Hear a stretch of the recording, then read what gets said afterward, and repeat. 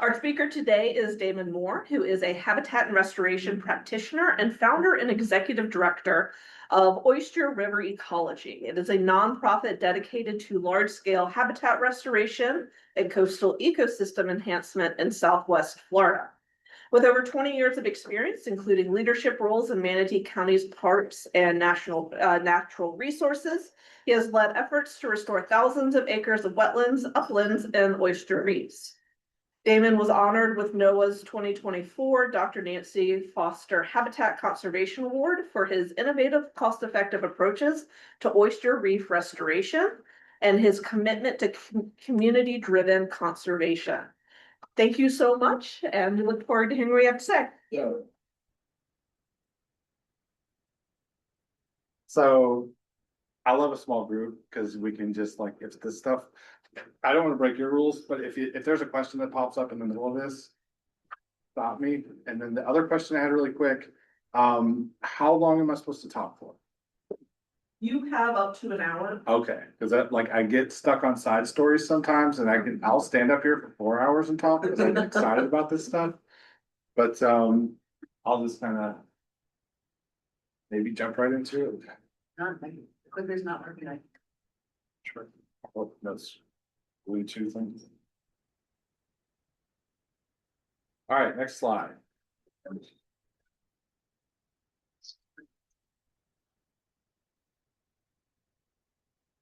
May have to by interpretive dance. You may. I can see it over here, Laura.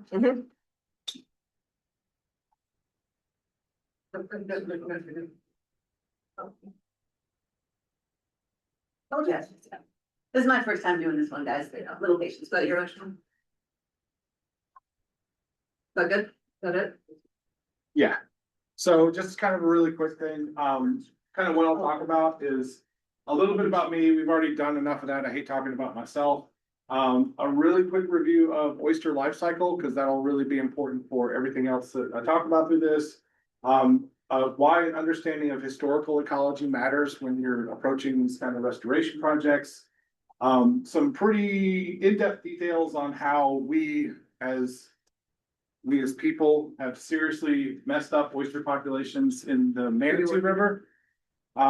Which is basically, this is a new area for me. So it's pretty much if you just head west into Manatee County, that's where the Manatee River is. I'll go over some details on how this oyster river ecology, or like we're planning to implement like really large scale. We're starting to really scale these things up. In the Manatee River, acknowledging that the conditions of that river are different than the way they were when oysters used to really grow there. Talk about how we're dealing with the really high cost for large scale restoration. And then how you can help, even if you want to, you can come all the way on over and help us out. So I'm one of those, like, I love, like, when you come to a group like this, and I can tell you guys do a lot of like engagement with youth and outreach and those sorts of things. I was one of those kids who, like, a group like you made the light bulb go off, where they're like, if we plant these mangroves out here, then fish grow there. And for me at that age, when I was like 11, fish were super important. It was like night, it was everything. Like, so I put these trees in, like I can make more snook for me to come catch. So that kind of clicked. So I was also blessed. I had a high school teacher that like was just into it, like super passionate about this. And he's like, hey, you gotta learn about the snails, Damon. And so really like with that, I've been doing this kind of work for a little bit over 20 years now. Most of that in between, like 10 years in private sector consulting, 10 years at Manatee County government, and then have started the nonprofit about 2 years ago, but that turned into started the nonprofit about 3 years ago, but turned into kind of my full-time job 2 years ago. But I've also, with another group called Manatee Fish and Game Association, have been like in the nonprofit sector as president of that group for like 7 years now. So I'm familiar with that sort of stuff. I've got like a bunch of just amazing projects I've been able to work on over on the West Coast with big fancy awards attached to them. And then, as I mentioned, I started this out to start there. So really quick, I don't know where you guys are in oysters, but this is going to be like a really quick overview as to kind of how they work. So we start here with the 2 adult oysters, and we picture a romantic moonlit evening. The water temperature is approaching 68 degrees, I think it is, where it's just right, and then oyster love happens. And they go out and the gametes come together and they're basically free floating larvae. And there's out millions and millions of them. So at that point, one of two things can happen. They can get stuck in the mud. I guess they can get eaten by something. Or if they attach to something that's hard, there they can grow into adult oysters and start this whole process again. So one of the major limiting factors to increasing oysters is that hard, suitable substrate called culch material for them to grow.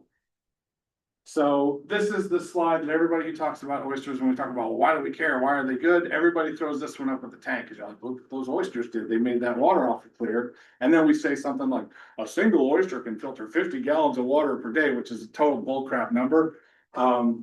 It's more like 3 to 12. It's like, I've done this talk with like middle school kids and I say, hey, like how fast can Usain Bolt run? They know like to the 10th of a mile per hour how fast, and it's something like 26 miles an hour. So that's like saying like humans can run 26 miles per hour. That guy can. I can't. I'm like most oysters. I can't do 50 gallons. I'm more of like a 3 to 12 range. So most of the studies done in the Tampa Bay area have that filtration rate at 3 to 12 per hour. In situ, so like when crabs come by and tides go in and out, water's too hot or too cold, things slow that stuff down. But they definitely do remove plankton. They make water clearer. Clearer waters, more seagrasses, and then like the benefits snowball. So I'm not meaning to be like they don't filter that much, because the answer to that is just put more of them out there. You can do that too. So one of the really I like this. The University of Florida is doing a lot of research now that's connecting nitrogen or nutrient removal to oysters, and there's like basically two pathways that this happens. So there's oysters you eat and oysters that stay there and just do restoration stuff. So you have to remember, an oyster is an animal. So an animal poos and peeps through their pseudofeces, which is such a lovely term for pooping and peeing. So they have a nitrogenous waste product as well. So if you are going to eat the oyster, they assimilate these things, like the nutrients go into the algae, the single cell algae in the water column. The oyster eats that nutrient is assimilated into the tissue, the algae. You eat the oyster, you took that nutrient out of the system, and hopefully, unless you're like a dog doing it in the woods, it went into some sort of formal sewage treatment so that you don't have that nutrient in the water. If it's a naturally occurring oyster bed, which is like cycling these nutrients through, it's going to eject that nutrient, but there's bacterial action that occurs in the environment that oyster beds create, where bacterial action underneath there actually converts biologically available nitrites and nitrates into atmospheric nitrogen, which is all in the air we breathe. Atmospheric nitrogen is not something that can fuel red tide blooms and those harmful algal blooms that we don't want.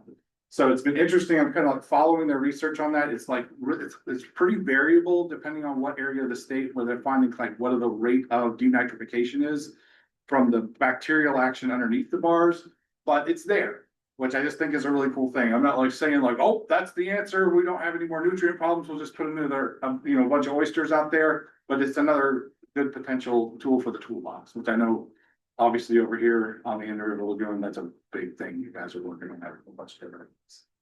These are a little bit easier to swallow for me. It's the ecosystem services. These are great for fish. If you ever snorkel around oyster beds and compare that to snorkeling around bare open bottom, obviously there's a lot more fish. There's a lot more just general complexity in the ecosystem that brings in the crabs and the shrimp and the flounder and the redfish and the snook. I always end up coming back to the snook somehow. But for the Manatee River, this is like a really important thing for me too, is that it does support a commercial. There's a commercial blue crab fishery still in the Manatee River. It's pretty much the only one that's in the river. But when I was socializing the concept of this project to the commercial fishing sector, they were like, no, we love it. Definitely do it. We're behind you. We'll help you put this stuff out there. And it goes along with like a lot of the research that's been done in the Chesapeake, where they've done some large scale restoration and they've like got good scientific data that show like a massive increase in catch rates after they do these projects, which makes sense because you're just building that complexity of organisms that ultimately supports the blue crab fishery. So, but also the kind of fish that you like to go out and catch for sport fish, which is kind of how I got into this whole world in the first place. And because I gave this presentation to an Audubon group once, and I realized there's nothing about birds in here. The oyster catcher eats oysters. That's in their name. So I threw that one on there, and like I didn't like I scale it down too much. This is the picture that was already there. If you've ever been to the west coast of Florida straight across and been to Anna Maria Island and the beautiful Beaten Point Beach, according to this picture, there's about a 780-foot oyster catcher right at about where that beach is. So just heads up for that guy. So when I came out here, as soon as I pulled up, I saw oyster volcanoes and oyster prisms and all sorts of the cementy stuff that people are building. That generally those are for the shoreline stabilization. There's the really expensive ones that are in the back of the room right there. On our coast, Tampa Bay Watch is the main group that does a ton of that stuff with their oyster domes and volcanoes. But this is a really, to me, it's like we have like when we're talking about oyster restoration, a lot of these projects, like oysters growing on them, is like an ancillary benefit. But the goal was really to break that wave energy. But those things really work, and they're usually putting those in that kind of intertidal zone where a lot of oysters will tend to grow. But this is just the photo to the left and the right. These were both taken at the south end of MacDill Air Force Base, where you can see like I put a red line on the before photo of like where that shoreline was, and this was like wide open, huge fetch of Tampa Bay. When the wind comes out of the south, it's just beating the shore, and they're just like losing land. So Tampa Bay Watch, like with their army of volunteers, built thousands of these oyster domes, and you can see where they started like kind of putting them in these areas, kind of like in the orientation. I've seen this on your website with those things too, where it's like it does actually work to break that wave energy. And like they literally like they started seeing sediment deposition behind them to where like, okay, well, it's shallow enough, we can get marsh grasses to grow there. And they came back and like actually like literally like with this green gray infrastructure grew that out. And oysters happen to grow on them too. So they're all like, we're saving the world with oysters too, because we're nonprofits, and that's what we have to say. And there it is. There's your prisms on it. This may have been in the Indian River Lagoon. One of the guys that I know with the IFAS that's working out here. Is this here? Wow, that's awesome. I didn't know that. About 4 years ago, I think. That's a really nice photo. So I stole it. So this is like one of the things is like there's a lot of different ways to do this, and obviously a lot of benefits for it. I came at this not like I haven't always been just an oyster guy. It's always been like a general restoration guy. I've done like uplands, wetlands, all sorts of the stuff. I'm kind of a big fan of the Society of Ecological Restoration's guidance documents on their approach to planning restoration projects. So I was really happy to see about 4.5, 5 years ago now, SER, Society of Ecological Restoration, worked with the Nature Conservancy to create a specific guidance document for restoration of shellfish groups. And as they did on all of them, as soon as I got in, it's like, please make sure that they have it in here to understand the historical ecology of these things, because like so many well-intentioned projects I see kind of don't work out well because they didn't get a good understanding of what happened to that system in the first place.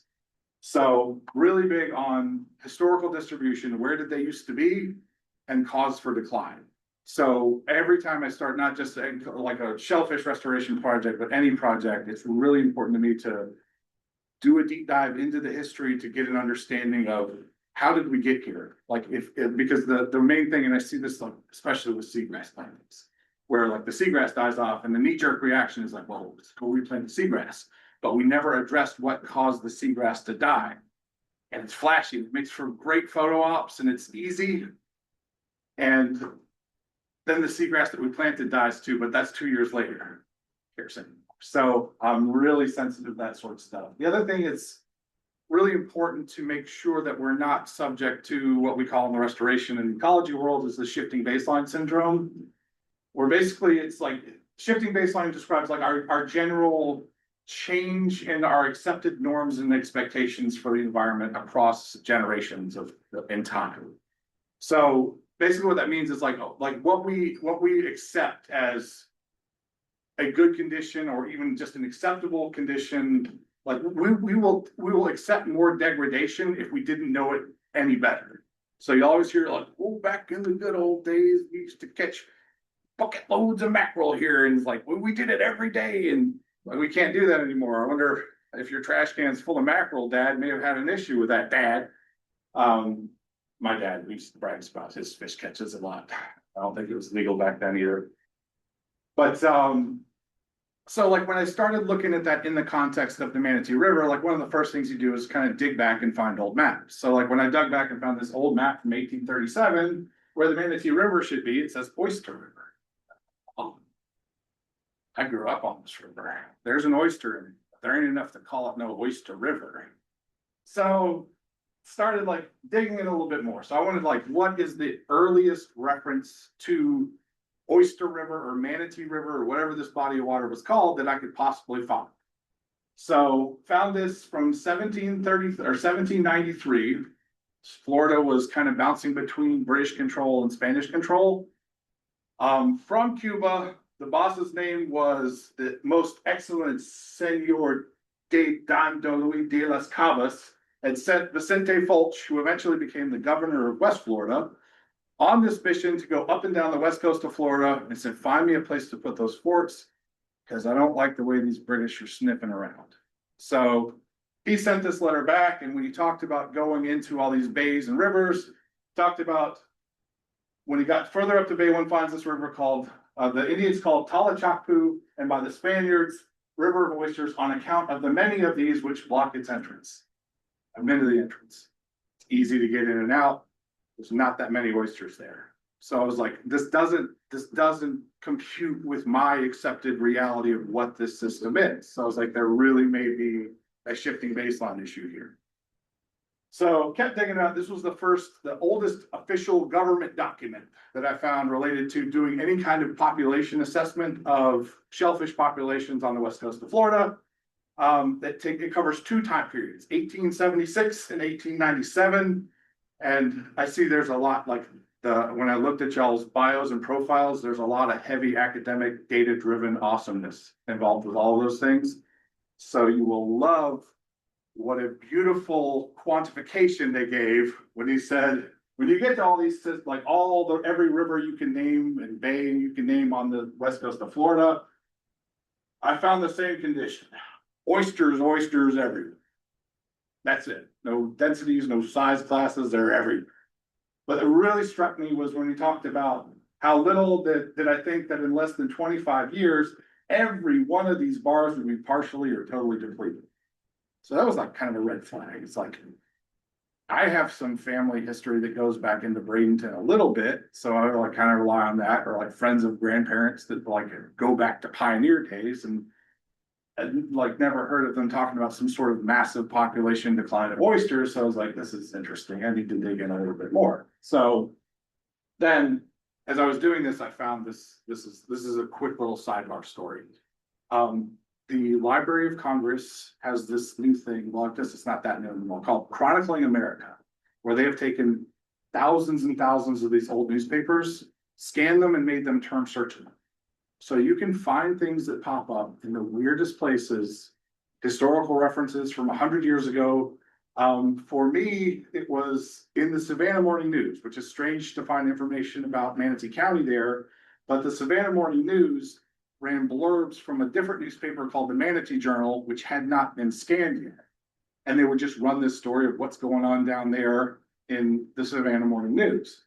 So as I started, once I figured out that's why this stuff was in here in the first place, and they are talking about the same thing. In 1876, there's this reference to a weekly line of steamers to Manatee with oyster and fish trade. And I had never had this connotation of the Manatee River ever having a commercial oyster fishery. To me, that was always, that's an Apalachicola thing. These oysters here, we don't even have subtidal oysters, like what's going on? And then again, 1887, heavy shipments of oysters from Palmasola. In late 1800s, Palmasola was the part of town where there was like the only commercial dock before they had done any dredging in that river. So all the commerce went out of the Palmasola dock.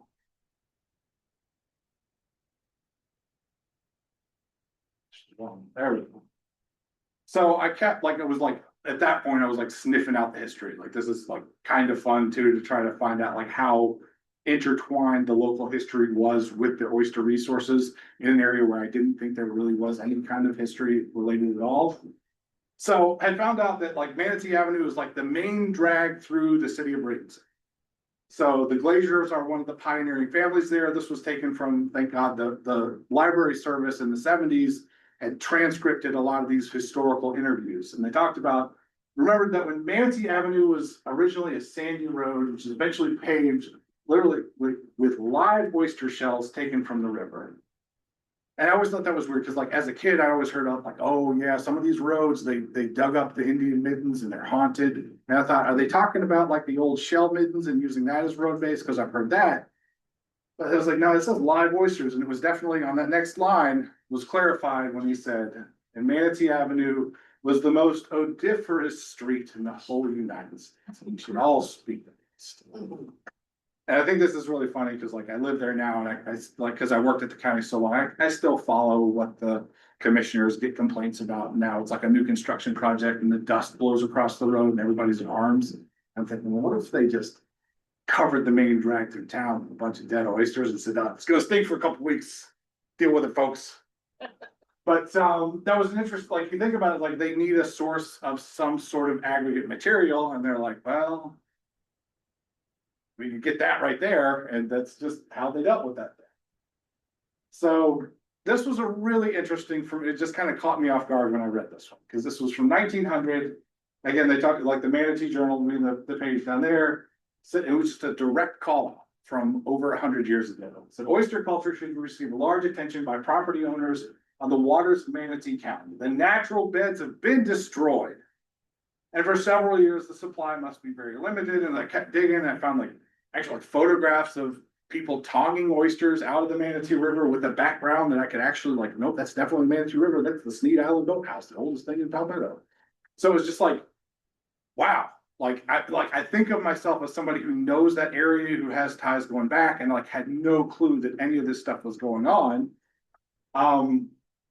Dig in a little bit deeper and find. So as I kept going, it just kept getting worse. And I promise there's a happy ending to this story, but I'm really going to take you downhill with oysters.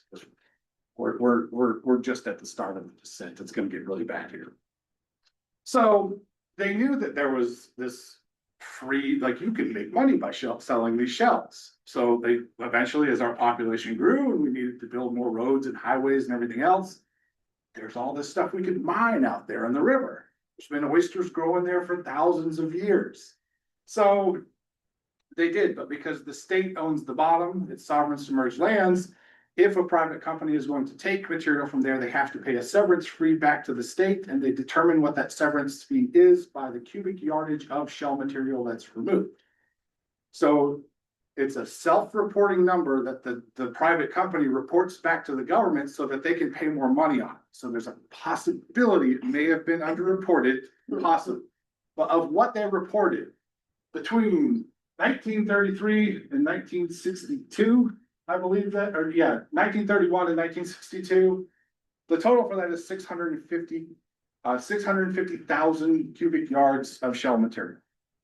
So just to put that into a little bit of context, like the back of a pickup truck is not quite 1 cubic yards. That's enough to like fill dump trucks end to end and put a line of them from, it doesn't work from here because you guys aren't there, but basically from Manatee County to Orlando and back, that's how much shell was pulled out of that in about 30 years. So I mentioned like when I talked about the moonlit evening, that comes back to they need that hard surface to reconnect to. So we did a lot of damage by like, nope, let's take it all and sell it. So when Abby and I are on our way over here today, we probably drove over some of these oysters that were there underneath some of those old state roads that went across like that. So, and like everywhere else in Florida, massive spike in population as you know, people, especially like after World War II, everybody started moving here, populating this thing. So a lot more water use out of the whole watershed. And then like everything else, like also in the Manatee River, we created a dam so that we had a source of drinking water supply for as those communities grew. So apart from just the large scale removal of all that culture material. We've also altered the hydrology, and I know we're the East Coast, y'all alter some hydrology, y'all mess around. So when we think about like oysters, they have like that sweet spot where there's like the salinities they can grow in and the salinities they can thrive in. Usually the salinities they can thrive in is more driven by what their predators don't like that they can still handle. So when you start altering where that salinity regime falls, like in a spatial sense within those rivers, you might not be able to do that restoration project. You may not always be able to restore them where they used to be because those conditions are not right. And we definitely found that. So quick review on how we destroy them. So a lot of unregulated commercial harvest of oysters, local harvesting for the most odoriferous street in the whole United States. So we had to pull those out for that. I love that saying. It's commercial scale harvesting, 650,000 cubic yards that pulled out of there. Those altered salinity regimes for navigational dredging at the mouth of the river. We wanted to get more ships in and out, so we increased that cross-sectional volume that very salty water can get in and out. So more saltier water can get further up the river, and then reduce freshwater flows from upstream because it's like, well, we're going to stick a dam in here and we're going to put a bunch of straws in and pull from the aquifer so we get less seepage and we get less direct flow. So like that river in its idea, when it was the Oyster River, it wasn't like this. So maybe that's where it lost its name. They're like, okay, well, there's manatees there. Let's call it. And his name's Harold. Progressive manatee. So one thing I was really wanting to find is like, that's a lot of like information on paper layers. Is there any map of where these things used to be? And after like having seen this map and not noticing a specific detail on it, 2 years later, I look back and I saw that, sure enough, the first dredging that the Army Corps of Engineers did in the Manatee River, they had actually mapped out.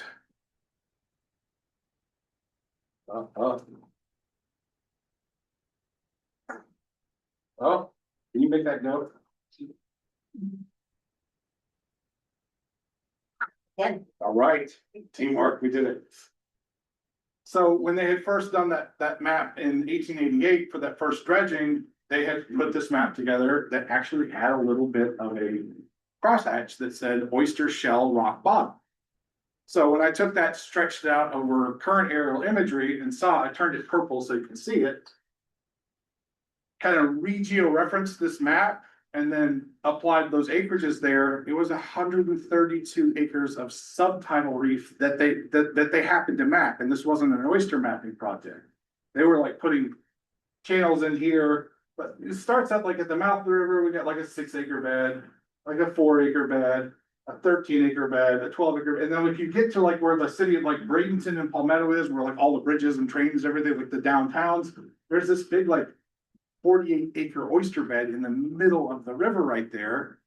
That was just, it's gone. Like all of that stuff has been completely dredged out. I went back and swam it just to make sure I could say that with such confidence when I stood in front of groups, and I'm like, oh no, they're still there. It's fine. So I mentioned that shell and that oyster, the dredging company had come through, and I knew like I've seen the ledger. I was like, there's got to be leases that says where they did that dredging. So when I worked with the State Division of Historical Resources, they actually found these maps and they lined up perfectly to where in the river the 1888 map showed where these big oyster beds were.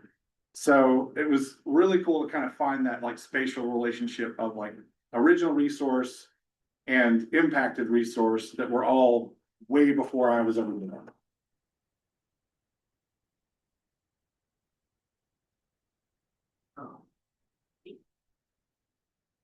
Lost control. There. So yes, I was very curious. Though, like I recognized that, like, okay, we've removed the culture source. That's not good for the oysters. We've massively altered that hydrology. So I had started thinking, like, I've like really good working relationships with the oyster, the estuary programs, and all of the FWC oyster people. Like I am in the know with all the oyster people, and had seen all their maps for oysters in the Manatee River, and it was this little fringing reefs, and they're like, oh, they grow in mangrove roots in the Hattie. When Manatee County put out their 2022 aerials, I'm the kind of guy when the new aerial comes out, I spend like the next 3 days just there. Let's see what kind of. So I saw in the Manatee River where these like weird little circular blobs were, out east of where I-75 crosses that bridge. And I thought, what? Kind of looks like signature of like an oyster reef. So went out there and looked, and sure enough, jumped off the boat, and they didn't have to look for them there. Bam, you're right on top of them. So called FWC, who manages the whole state database for where are the oysters there, and said, hey guys, there's a bunch of them out here. You got any money? So they did, and they were able to mobilize their awesome people that went out and like GPS the outside. Like I did like a photo interp and circled all of them. They went out and got like elevations, heights, all sorts of data driven stuff. You see, this is the I-75 bridge where it goes across the river, and we're actually, this would be facing northwest from there. So we're like, that those maps didn't show any of these subtidal bars there, but like when we think about like, okay, now we're seeing subtidal oysters further upstream, it makes sense if we increase the amount of saltwater flow that can come in and out of the mouth and decrease the amount of freshwater flow, that zone of like the Goldilocks zone where oysters are really going to do well would shift upstream. And we started looking around in that area, we did find quite a bit of that. What was ultimately interesting is like they were scattered through this area, and anything like, especially like where the power line goes across, and they put riprap down for the guy wires and those sorts of things. Like bigger oysters than I ever thought than I had ever found there, because they were in these ideal zones where the predatory pressure was very low and the food availability was very high. So you get these like oysters that don't have to start over every year. So they start getting like these 6-inch things that I started like telling people like, yeah, we found a bunch of 6-inch oysters on fire, showing pictures. But really interesting is we kept finding these like little, like a quarter size of this room or smaller little spot oyster beds all over. So I was like really confused by that. So I started digging, like they called me the oyster bear for a while, because I was always like, what was the parent material? What started this thing? Because these aren't like the ancient oyster beds. These are all things that started on some random piece of trash that we happened to put into the right area of the river where these oysters are growing. And I was like always digging through, is it riprap? Is it rock? Is it an old boat? And I kept finding chicken wire. And I'm a little embarrassed how I didn't connect the dots a little bit quicker. But eventually I saw a not so old crab trap that was absolutely coated with, I mean, these things are falling off the side. And I realized like those oyster beds that were like perfectly circular were like this had probably been out there for 2 or 3 years. And I could see where like the oysters were like growing and then sloughing off, and then the oysters were growing from that. Those are just old crab traps that like got the process going. And then they were constantly sloughing off all these additional oysters that were like providing the culture material, and it was like, wow, it's kind of healing itself. That's a beautiful thing. But it didn't, like in that part of the river, like old planting pots, there's a stack of 3 gallons that just had oysters caked all over them. Tires, we don't do tire reefs, we all know that now, but man, some of those tires in the Manatee River grow some serious oysters on them. So I worked with the county to say, like, if we're gonna look at like whole scale, like large scale restoration, like we need to assess this entire river. But it was really important to me, I kind of got a reputation for pushing this so hard, is that we don't need to do all this work to make a determination on where we need to grow intertidal reefs. That's easy. Where there's salt water and an intertidal zone pretty much checks all the boxes. What I wanted to know is where can we do subtidal reefs, because at that point we can we're not limited by that very narrow tidal range we have as that elevation comes up to a shoreline. If we're looking for subtidal areas, we can really widen this out and then try to find some way to get back to these massive amounts of oyster like the massive reefs that have been gone. If we're never going to get that doing little shoreline projects. So we did this assessment based on like green is good, red is bad. This was looking at the entire river on where do we think we could do subtidal reefs. And what we saw is like kind of the sweet spots where this is where I-75 goes. So we have a really good zone over here. It starts to get too fresh back over that way, and they just stay closed for too long and don't eat. And then when the Braden River comes back out again, it gets really good. And I always get asked this question, I was like, what's purple mean? You didn't talk about that. Purple means it's probably really good, but we still need to go check. I've been saying that for 1.5 years, and we still haven't checked. Eventually, we need to go check. So, but I think I have a feeling they're going to be good there. It's going to be like this stuff. Excuse for me to go snowmobiling and stuff. So, this is for us, the kind of the ecological drivers on that part of the coast are mostly from oyster drills and crown conchs. That's why I'll do this and it's like, oh, so you talked us through how oysters have just been destroyed across this whole region, and that's so sad.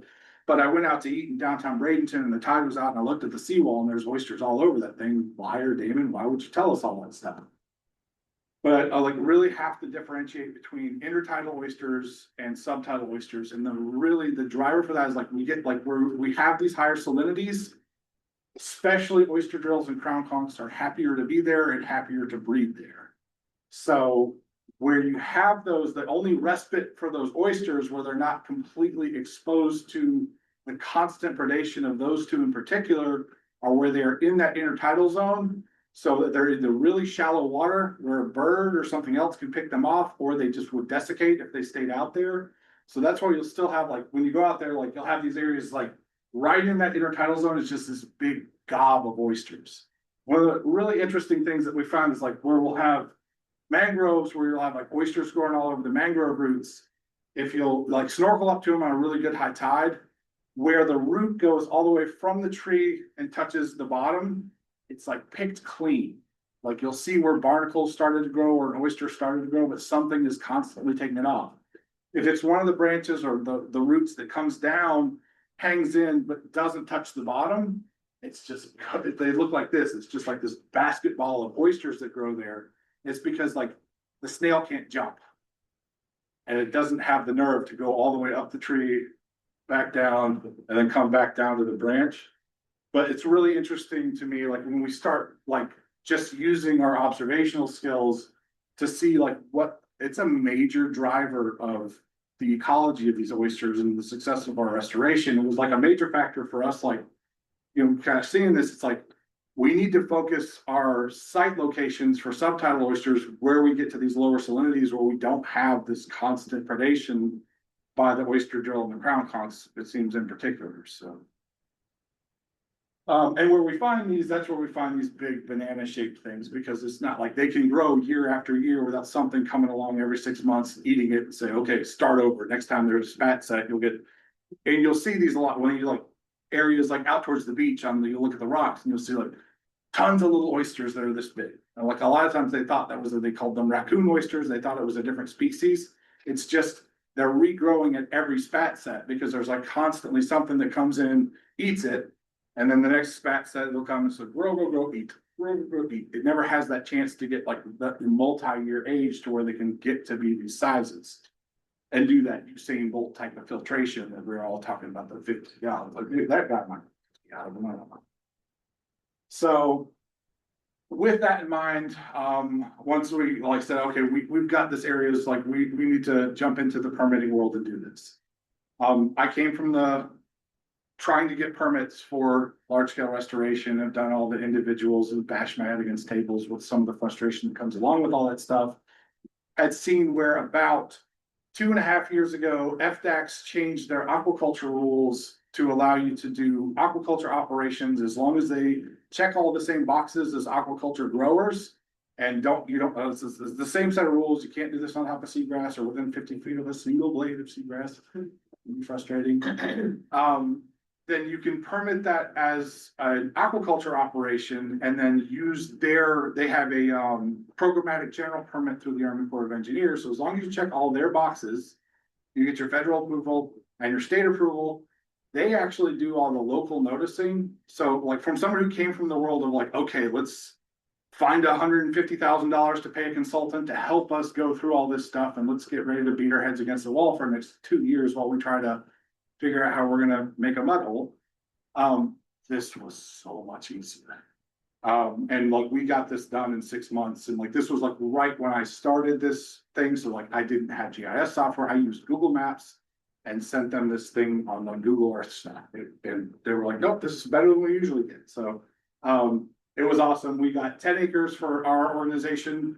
And because I had already done all the seagrass resource surveys in this whole area, and still continue to have like a lot of contact with the folks at Manatee County, I prepped the application. I said, look, this area is good too. It's going to take me a long time to do 10 acres.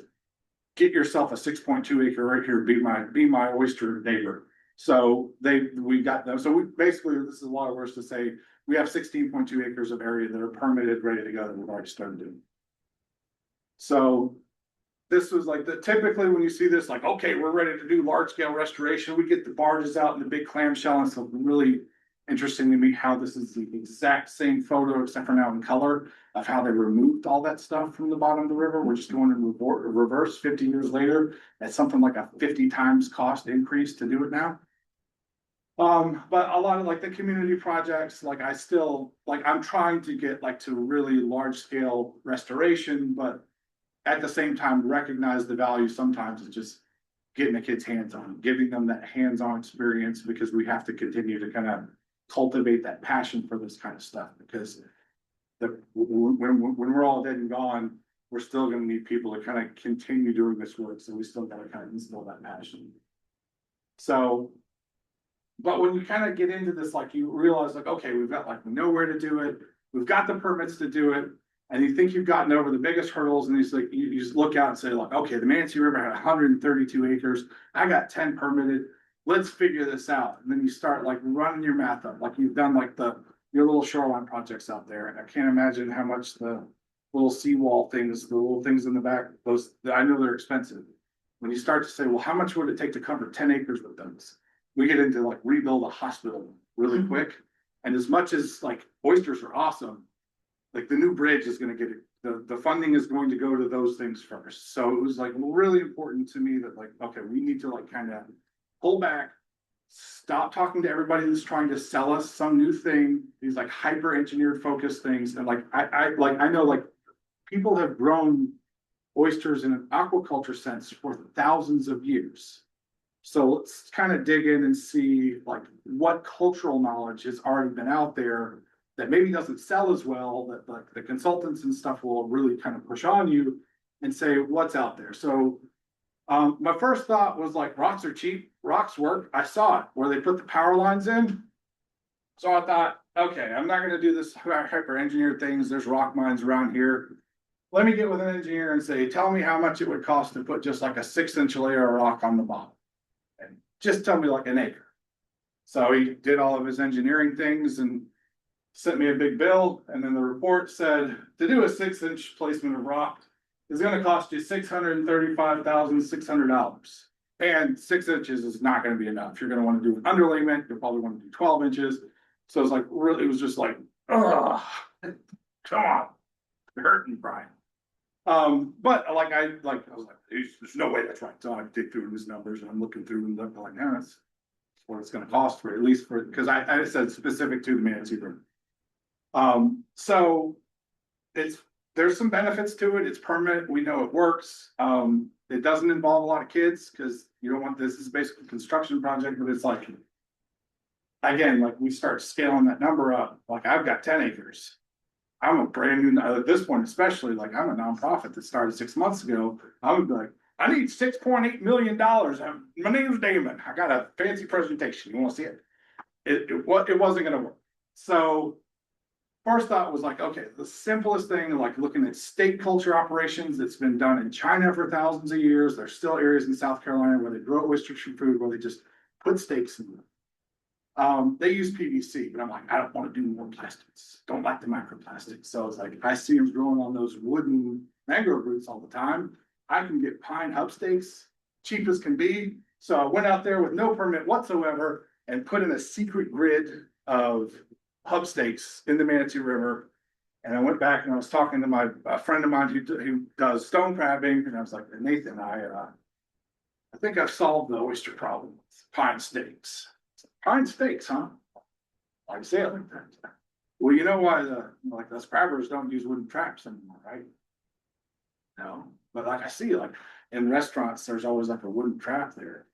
Well, why not? He's like, yeah, the boring rooms will just completely destroy anything that's wood that you put in there within about 6 months. I was like, whatever. See about that. So I went out there in about 6 months and I walk up and I see little oysters growing all over the tops of these wood hub steaks. And I'm like, yeah, well, you know, Nathan. And I went and I grabbed one to pull the steak up so I could get better pictures of it, and it just turned into nothing in my hand, just a complete, like a sponge that just disintegrated. So big X in that. Even though it was like cheap, it was gonna be awesome, it wasn't gonna work. So then I'd seen like I've seen like where they hang the string off the dock, the vertical oyster gardens. That works. Boy, you grow some massive amounts, and the boring worms aren't gonna eat the shells. So I was just like, I can't, it would be really expensive to just build docks all over the Manatee River and do this. So instead of hanging them off a dock, and I just put them on spike and put a spike of shells and just put those like on a grid in the river. So we did that. And I thought like this might be our answer. So drilled a whole bunch of holes in shells and slide them on there. It was fun. The kids got to do it and that sort of stuff. They're really heavy, but we drug a bunch out. We put a couple of thousand of these things out in the river, and they grow oysters. But most of these areas where these oysters do really well, it's fairly soft sediment. And when you stack the oysters up all on top of each other, there's a lot more weight for not very much surface area. So we like do all this work. My permit only allows me to do 6 inches off the bottom, the way we have ours set up as a bottom lease. And then we get like 3 inches of settlement. So we're still like oysters would grow there, but it was just like this little nub that had oysters growing all over it. But my concept was like, I don't want to grow oyster nubs. I want to grow big globs of oysters that will all grow into each other that I can eventually walk away from and say, we have done it. Everyone else is doing it wrong. Look at what we're doing. But I kind of quickly found out that this wasn't going to be the answer, because these things they would sink a little bit too much. And there is a lot of labor goes into putting a hole in every single one. And the sound it makes really bothers me. And it makes a stinky smell. So for me, like, smell is a big thing. So it was a no. And there's another issue with the shells. And as somebody mentioned, I was like, oh, the bash. I'm getting this reputation as the guy that hates the shell recycling things. And I see some faces out here. It's this guy about to bash shells. That's good.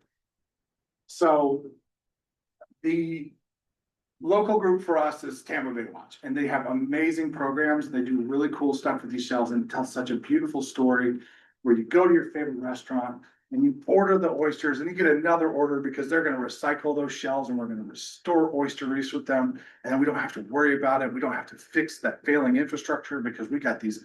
I went and ate oysters. We're good.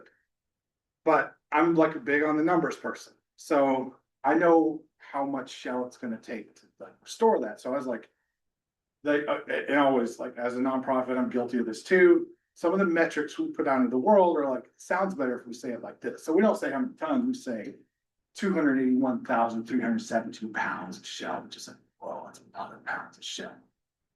Sometimes they report it by individual shell numbers. But I was like, well, how many pounds of shell does it take you to do a square foot? So I know how much of it, like I did the calculations. A cubic foot of oysters is basically what you need to get 1 square foot of reef, because when you account for sediment, you need some vertical relief. A cubic foot is about 50 pounds. So it's like, okay, well, if I take that big number and I divide that by 50 pounds, that gives me 5,626 square feet of oyster restoration. It's like, well, that sounds like a lot of square feet of restoration. There's 5,000. Well, what's that difference? So you divide that number by 43,560, and then we're like, that's 0.13 acres. And that was 2.5 years of collecting shells. So it's great for the little projects where we hang them off of docks and educate and get kids' hands on shells.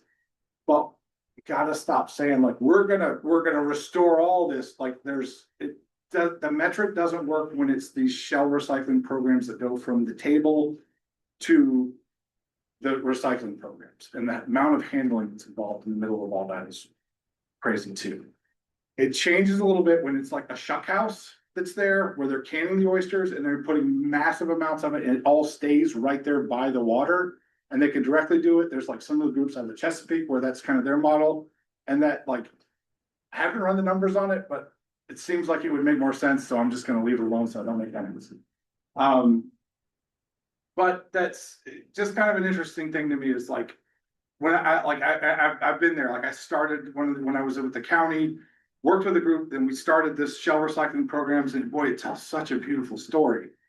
And they were always like, I would just let the pile stack up, and they're like, well, we want to talk, about, we use this as marketing for the restaurants and talk about what are we achieving with all these shells? Give us some pictures. And I was like, we'll go through this in like half a day, right? Like this will be like one volunteer event. We'll use all of these things. And like, sure enough, we let it stack up for about 2 years. And then in Perico Bayou, with a group of 100 best friends, we loaded all of those shells into buckets and went through those whole things collecting like within a year and made a beautiful oyster bowl. We really did the numbers and looked into how much all of that cost and that handling. That's a pretty expensive oyster bar we built there. And then the other thing to think about is like 526 or 5,600 square feet. I'll get into this like I'm talking a bunch of smack, but what are you doing about it? Like I'll get to that part later. But Abby, my coworker, like her and I by ourselves can do that much on a reef the way we're doing this, like in about 2 weeks, without the 100 extra people or 2 years or. So that's where I was like, okay, all these other things, like how can we like take the state culture part and do something that will actually make difference, that's actually like scalable, but stay cost effective, not hyper engineered and printed by robot 3D printers and installed by drones and those sorts of things. Something that's simple enough that we can put on boats and bins and barges and do those sorts of things. And there are some of them up there. You can check them. Actually, you can just pass them around. You mind tossing them around. So those are called oyster rag. So part of this like kind of came from one of the workshops that I went to in Pinellas County, where they were making the oyster volcanoes that I see you guys have out back over here. Where I was like, okay, I piqued my curiosity because I'd kind of written off a lot of these like concrete measures because they use so much material that achieves such a small amount of space. So you'll end up using like $30 worth of cement and achieve like 1.5 feet of restoration, which is great if you need something thick and heavy to break wave energy. But I'm staying subtidal. I don't need that. I just need a lot of surface area. So I was like kind of like running through my mind, like how do you do this where we can like maximize the surface area but minimize the materials? And it wasn't directly right to these cotton rags to do it. First, it was like an Etsy video where this lady had like, she had the cutest Southern accent. And she's like, well, my little baby girl has outgrown these Oshkosh Bagosh coveralls and I love them and I'm going to make a flower pot out of them. So she got the Oshkosh Bagoshes and she slathered them up with cement and put a big balloon in the top and then let them like pop the balloon. And then she had an Oshkosh Bagosh overalls pot. I was like, wow, that did not use much cement. If I can find something less expensive than Oshkosh Bagoshes, we might be on to something. So then went to Harbor Freight and got their cotton rags and started slathering cement on stuff in my backyard. And finally, like, worked with the mixes, got something we were happy with. And then it was, again, it's like figure out how to open them. So basically what we end up with is a landscape pin that's 12 inches long, a wood spacer that's 4 inches by 4 inches long, a cotton rag, and 47 cents worth of cement. So all of those things together, we're at about $1.05 to build one of these things. So when we put in the cost of our labor and transport and everything else, we're sitting at about $5 per square foot, which works up to about 217,800 per acre. And that's using what I'm paying myself as an executive director to do most of the labor to do this stuff. So once we talk about this, like once we get to where we're overseeing the kingdom and not moving so many boxes and bins all the time, the costs will come down. But that's like 1/3 of the cost of doing it with rocks, and rocks is cheaper than doing it with all of these like hyper engineered solutions. And to me, it's like it's really important that we find these kinds of solutions because like there's a science behind it, but this isn't a terribly complicated science. You find the right spot and you put the hard, like if you threw a shopping cart in the river in the right spot, it will get covered up with oysters. People don't like it when I joke about it. I've found shopping carts that are just coated with them. They really look really good. But the other really cool thing about doing it this way is that like the materials are light and they're mobile.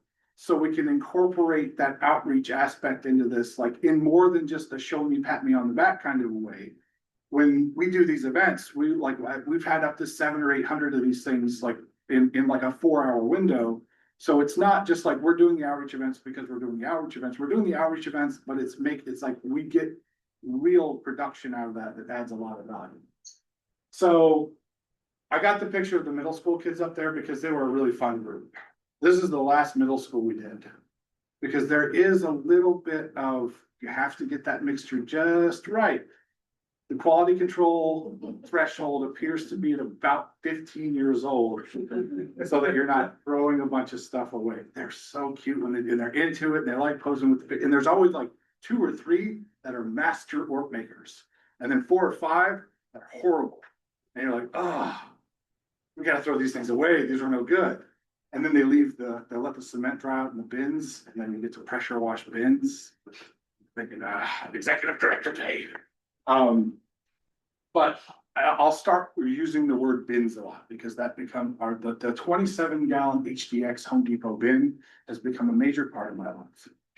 So we make them, we put 18 or so of them into one of these bins. And then I have a great big 20-foot long cargo trailer. And we load that thing all the way up to where we can fit just about 2,000 of those things into the bins. And then we have these lovely, I think they're manufactured over in this area, the AccuDock work floats. And we have a big stack of these things. And then we make 30 of these bins on there and we make a big train. We get some weird looks on the water. We're going in our little skiff at 1 mile an hour because you can't go any faster. And we got our train of bins. We take those out and then we stack those in. And then when we stack them 3 high, I'm usually the only one tall enough to get them. Well, actually, Abby can do it. She won't let me help sometimes, which is kind of funny because she's usually jumping up there to grab them off. But we stack these out and then load these things into the water. So we finally made a video of that because it's hard, like we weren't doing the work. So that's Aggie. She's got the big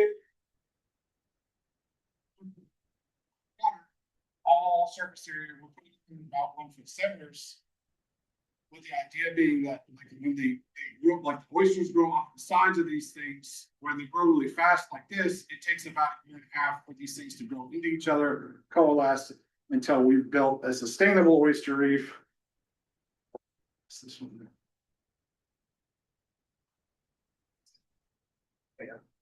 Yes. Yep. So, and this is just the next couple of slides show that. So this is when we put them in kind of that early spat set, like we put them in the spring where we don't have like a bunch of early biofouling from barnacles and other things. Like in 47 days, they're covered with like fingernail sized oysters all over the place. And then they grow. This is over on the West Coast. We had a thing called Hurricane Debbie. We had several hurricanes last year, but for oysters, Hurricane Debbie was kind of the scariest one for a subtitle oyster grower like we are, because Hurricane Debbie was a rainmaker. It put so much fresh water out there that I thought like, okay, like we were getting to 109 days before the hurricanes, we were getting to like 1.5 centimeter, 2 centimeter oysters, and they were just coating this thing. And I was like, man, we're in good shape. Hurricane Debbie came through. We finally got back out and we went and looked, and I was like, oh my God, they're dead. They're all dead. And I thought that was it, because there had been another spat set since then, and we had a bunch more of those like fingernail size oysters, and they had like completely coated the original day 47 days oysters under there, but I didn't dig them all off. They were all just dead and they kind of stunk. So I just poked it back in and said, well, we'll see where we're at in 6 months. So much to my joy, when I came back about 100 days later, there was those big oysters still growing. So all the ones that got killed by Hurricane Debbie were smaller and they couldn't take that much fresh water for that long. The larger ones that were growing underneath all those still handled it. They're like, thanks for getting all those little rats off of us. We don't have to compete for food so much. They were still alive and they had continued to grow there, which was just like, all right, so I lied to everybody when I said all the river. I was like, had this emotional response on our Facebook page. All of the oysters are dead. And they came back and like, yeah, just kidding. They're okay. And then this is after about a year, like they're big. They're already 3.5 inches by there. They're starting to grow into the addition of it said. We do have to get a better picture of me where I don't look like I'm mad about oysters in this one. But my wife took this one from the boat there and the sun was in my eye and the salt water was coming down. I swear I'm a nice guy. I don't get mad out there. So you ever come volunteer with somebody that, look at this. So anyway, sorry. But this is just kind of a visual of the concept of this when we put them in on those 1 foot centers, and eventually the idea is that they grow into each other. So when I set that test plot, I had like, there's a whole separate presentation because none of this was like these direct answers. There was a whole lot of stuff tried. But the idea, like, when I first put that set in, there was like 8 of these orbs, one of like 16 different replicates that we were trying to see what would work the best. I really wish I would have just put in 1,000 right off the bat, because like our little set of 8 looks great, but it's hard to like convince the grant makers that like, look at our 8 orbs, bring the money on. Luckily, we have good relationships and put some really good proposals, so our work is getting good funding. So, kind of coming back to the cost of these things, the old 6 inches of rock barge and backhoe method, 600, it's too expensive. The bear hub stakes, it was going to be cheap, but the worms were never going to let it happen. There's a lot of worms. The circle top anchors still right about the same cost, even factoring the labor of drilling all those holes, which I still like. There's sinkage there. I still think there's utility for these things, possibly in intertidal zones, because they can take quite a beating in those things area. I'm gonna try and permit some projects in Sarasota where we can see how these things work in those intertidal zones. So I haven't totally given up on these, but for our large scale subtidal restoration, the oyster rag pot was the winner for a lot of reasons there. Like I put this slide together before I had a big like turkey size thing of oysters on it, which kind of so we're full steam ahead with the oyster rag pots. Just one of the reasons why this is kind of important to think about the scale is like on our side, we have the Tampa Bay Estuary Program puts out the Habitat Master Plan. So in 2020, they put out their Habitat Master Plan update and recognized that we were severely deficit in the acreages of oysters compared to what they used to be. So they set these really aggressive goals, and basically by 2050, they said we need to have another 300 acres of oysters in the Tampa Bay watershed. And nobody's done any, like there's not been those kind of large scale Chesapeake or Panhandle or Texas sized projects going on over here. And I was just starting to run my mouth about it, like, whoa, we need to do more of this large scale stuff. We've got to figure out better ways. So like 300 acres, Damon. So, but the community's been supportive. It is sometimes bizarre because to me, it's like, oh, this is a better way to do it. People are entrenched in their very expensive oyster methods. So I am always happy to come out as like different parts of the state and like share like, hey, if there's utility for this kind of stuff there, I'll give you the recipe. There's no kind of, we're not trying to make money off of this. We're trying to make more oysters all over the state of Florida and beyond. There's a test plot of them going in Apalachicola Bay, working with the Oyster Corps group up there. And then I think there was some talk about one of the sites that had like failed, that might be your site, I don't know, where the reef prisms kind of degraded and they were going to replace them with oyster rag pots to see if they would work. And I was like, it sounds intertidal, it might not work. But anyway, I love the idea that like there's possibly utility for this stuff in other areas. If you're like really interested in the concept of, like I said, it wasn't a straight line to these things. There's a whole nother presentation about you can just skip it.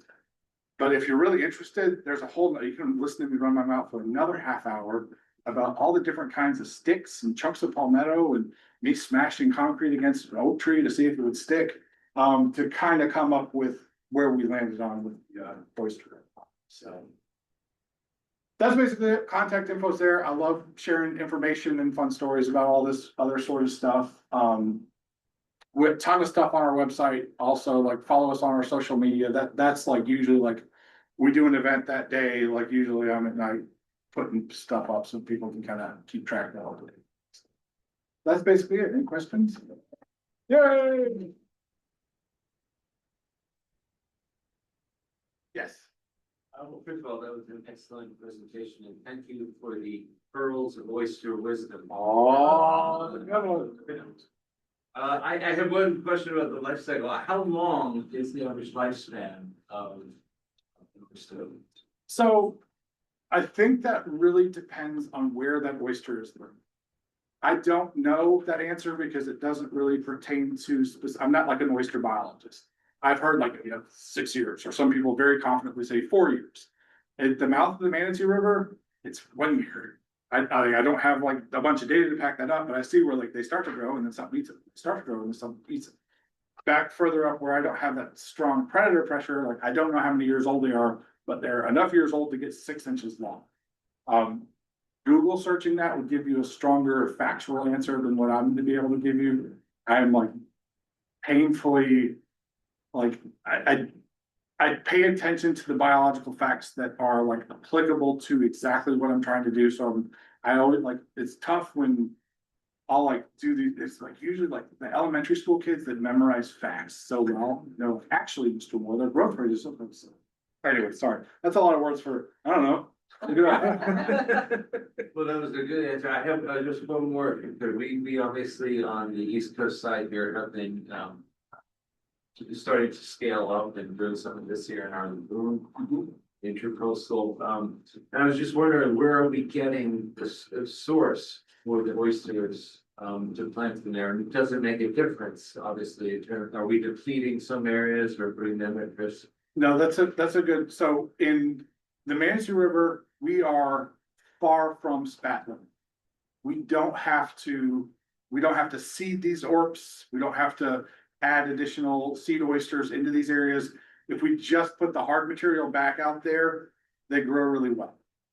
I am kind of the belief, as a restoration practitioner, is if you're, at least in Florida systems, if you're having to add that shell or add seeded oysters back into there, that you might be having to try a little bit too hard, and it may be better to focus the efforts where you don't have to increase, you don't have to seed the oysters first, because obviously there's something going on in that area, grow the population larger, and then look at those like dynamic hydrologic, like those models that they, like there's some awesome models of like Apalachicola Bay where they show like where all that spat goes, and I'm kind of like, there's value to it. There's like a lot of push for it to have those oysters do that and connect that to aquaculture industry. I do it myself, as my permits go through the Florida Department of Agriculture and Consumer Services. Part of the nexus that they have to keep for them to be able to permit that is that there is some connection to aquaculture and seafood industry. So on our permit, we are required to have a oyster seeding plan. So there's like year by year what we're supposed to do with it. So for me, that I will keep that nexus in place because it's such a more streamlined and common sense approach to permitting projects like this. And like what I've been doing is like I am a huge proponent of aquaculture itself, not just for restaurant, but for food as well. You may as well grow something that filters water and eat it. There's like, we don't have, like, you have a couple of growers up in this area. Our area, like basically two in the Tampa Bay area. I work with one of them, Calusa Oyster Company, and we try to like get stuff like he'll like overplant something, expecting them not to do well. And like, I try to buy his overstock, and then we'll put that, and it's like, it certainly doesn't do harm because he's getting diploids from local waters. So we're getting genetic stock that belongs there. The thing that makes me nervous sometimes is he's growing those oysters in like really high salinity zones and cages. So when we go to pick up from them, they'll grow green mussels. That's an invasive mussel that we don't want to be moving around there. So like, we'll have to kind of like look through the cages. Like, I don't know, they may die if it's like we're in more brackish water than where they grew. But I know like the last time we picked up a pair, like I saw a couple and through, man, it was like, there are just too many out there. Like, I don't know. Like, I don't know if this is a bad thing or not. That just makes me nervous. I don't know if that's what the question. I just kind of ran out. Sorry. Yes. We do have a question. What was the biggest challenge during your research project? Research project. Well, It's for us, there was a lot of like physicality that went into, because this is all like backyard stuff for us as we went in there. The really tough thing too is like you put together this, like you put a plot of oysters out, like a plot of different methods you want to do, and it's not like you have to wait until you can say like with confidence that like, okay, this is the way we're gonna go. Like even like I'm confident now, like oyster rag pots are working for us.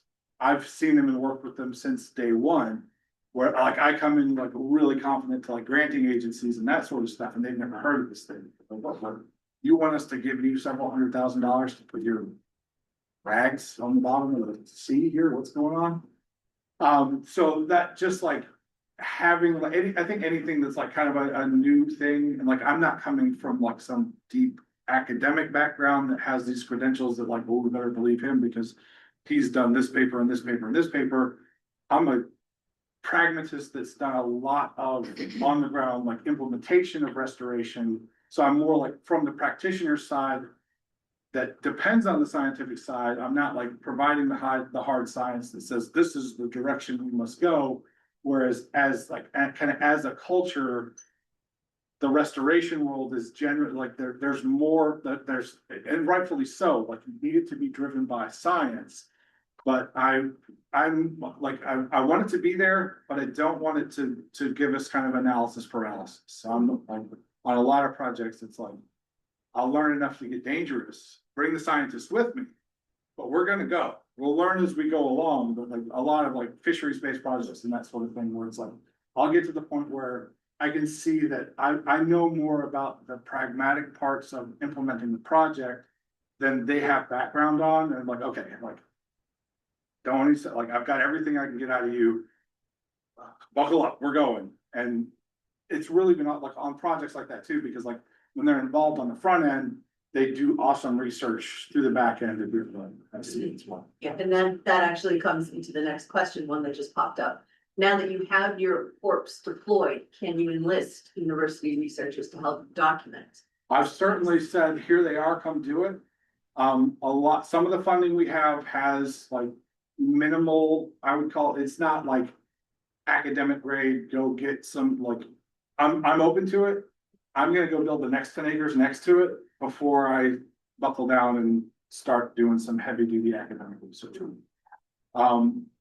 I go out there and I pull it up and it's just cake full of oysters. I'm like, that's what I needed to know. Didn't run any statistics on it. I do want that, and I want to like have, anytime I'm like, and I in the company of people that have access to students, I'm like, PhD project over here, if you ever want one, so. Definitely open to it, but my next step will be build the next 10 acres, not do a research project. Gotcha. And then the last question was, what so far has been the most rewarding part of this for you? Seeing the community kind of like starting a nonprofit from out of nothing is scary. There's some amount where it's like you don't know if it's going to work or not. For me, like the results on the ground, like what we're doing is working. That's incredibly rewarding. But seeing our community kind of come in behind us and like volunteer, like meeting people I never knew before, they're like, we love what you're doing. We're going to show up at 7 o'clock in the morning and we're going to labor in this heat for you for hours at a time. Like to see that like the degree that people care about what we're doing and about improving the environment in general, like that's reaffirming that like all this stuff matters. People care about this stuff. So, yes, do it. So Cool. as far as you got. Any other questions? Thank you so much for. Thanks for having me. today.